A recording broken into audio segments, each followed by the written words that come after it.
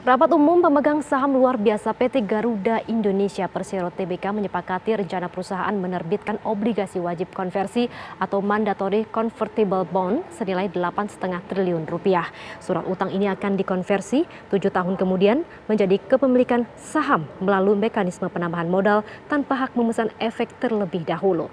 Berdasarkan prospektus awal, harganya akan dieksekusi Rp206 per saham. OWK tersebut untuk dipakai memulihkan kinerja perusahaan di tengah pandemi.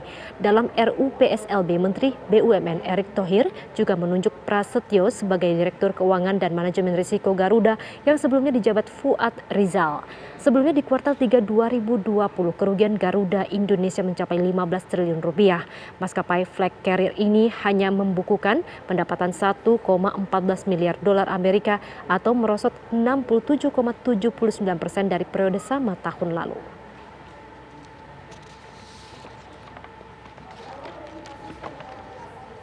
Lalu bagaimanakah perkembangan penerbangan di Bandara Soekarno-Hatta? Kita bergabung dengan reporter Fahada Indi di Bandara Soekarno-Hatta, Banten. Fahada, silakan, bagaimana laporan terbaru di sana? Silakan. Sore Dita, Faisal dan juga pemirsa, saat ini saya berada di Terminal 3 Bandara Internasional Soekarno-Hatta, Tangerang, Banten. Anda dapat melihat ini di belakang saya, beginilah suasana terkini. Ini dekat di lokasi atau tempat untuk para calon penumpang melakukan validasi data diri mereka sebelum melakukan penerbangan, dan juga di dekat area check-in penumpang.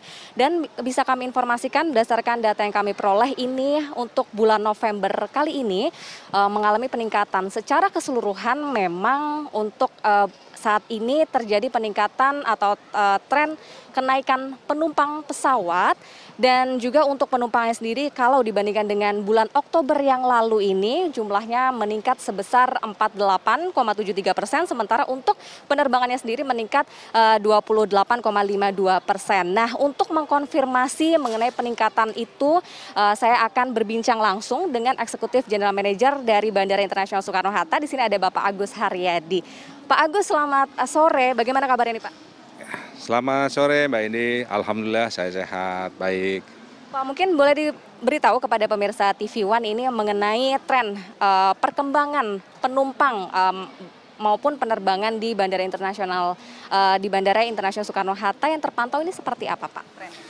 Ya, jadi di kuartal terakhir di tahun 2020 ini tren kita memang cenderung semakin naik. Kalau kita bandingkan dengan kuartal 2 dan kuartal 3 di tahun ini, kita tahu pandemi sedang di titik kulminasi ya, jadi kita terdepresiasi sangat dalam. Nah, sekarang traffic movement kita sudah menyentuh angka 600 dari normal 1.200 per harinya.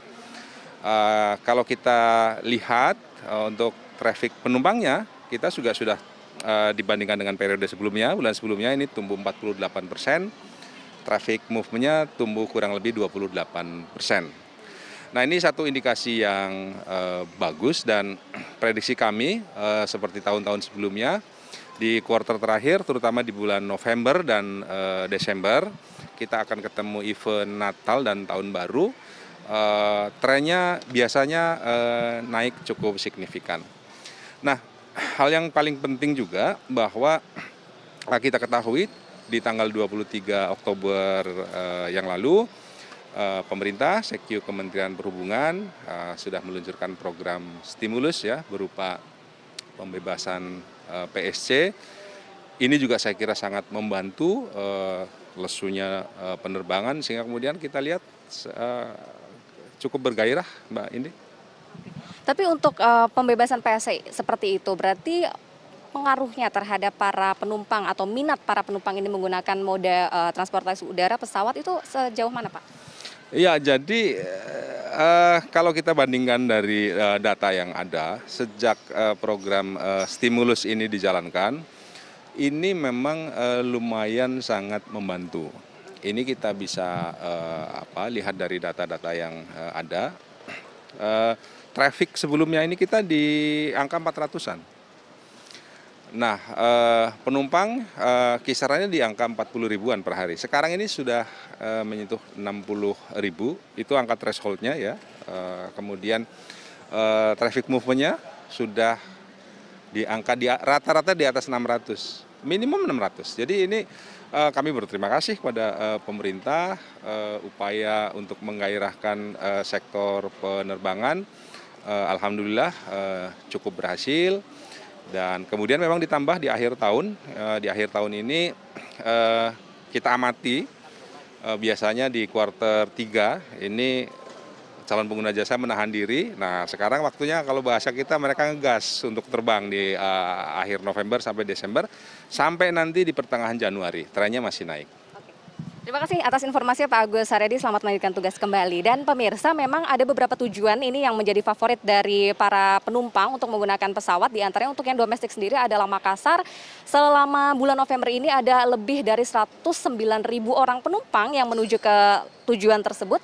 Sementara untuk tujuan internasional ini diantaranya yang cukup banyak peminatnya begitu adalah Doha dengan jumlah penumpang ini mencapai 5.600 lebih dalam atau selama masa bulan November ini. Dan tentunya meskipun ada tren kenaikan penumpang, pihak bandara ini terus melakukan protokol kesehatan ketat supaya tetap bisa membuat nyaman para penumpang saat bepergian. Sementara itu, Dita, yang bisa kami sampaikan kembali ke Anda di studio. Terima kasih Fahada Indi atas laporannya dari Tangerang, Banten.